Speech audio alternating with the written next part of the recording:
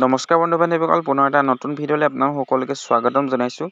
Central bank of India vacancy 1000টা credit officer post ওলাইছে, যিকেইটাৰ কাৰণে আপোনালোকে অনলাইনতে এপ্লাইটো কৰিব পাৰিব। কি কৰিব লাগিব সবিশেষ জানিবলৈ ভিডিঅ'টো শেষলৈকে অকণো স্কিপ নকৰাকৈ চাই থাকিবা।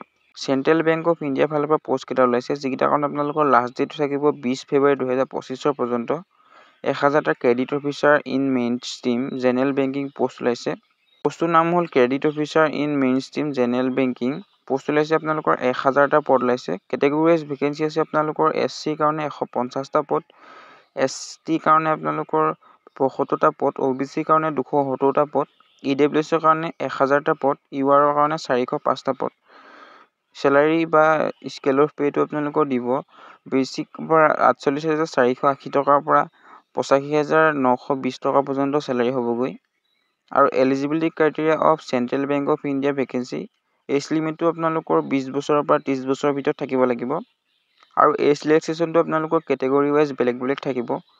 SC ST কাৰণে আপোনালোকৰ 5 বছৰৰ এজ ৰিলেক্সেশ্যন থাকিব।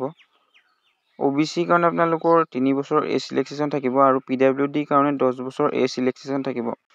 এডুকেশ্যনেল কোৱালিফিকেশ্যন বা শৈক্ষিক অৰ্হতাটো আপোনালোকৰ লাগিব ডিগ্ৰী বা গ্ৰেজুৱেশ্যন পাছ কৰা হ'ব লাগিব যিকোনো ইউনিভাৰ্চিটি বা ইনষ্টিটিউটৰ ফালৰ পৰা 60% মাৰ্কছৰ সৈতে। আৰু SC ST OBC PWD কাৰণে 55% মাৰ্কছ থাকিলে হৈ যাব। আৰু এপ্লিকেশ্যন ফিজটো আপোনালোকৰ থাকিব SC ST PWD বা ওমেনৰ কাৰণে আপোনালোকৰ 150 টকা এপ্লিকেশ্যন ফিজ থাকিব মাত্ৰ।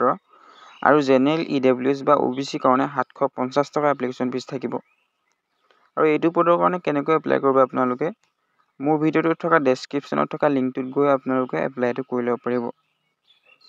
ইম্পৰ্টেণ্ট ডেট কেইটা আপোনালোকে জানি থৈ দিয়ক। ষ্টাৰ্ট হৈছিলে আপোনালোকৰ 30 জানুৱাৰী 2025 পৰা আৰু লাষ্ট ডেটটো আপোনালোকৰ 20 ফেব্ৰুৱাৰী 2025 পৰ্যন্ত থাকিব।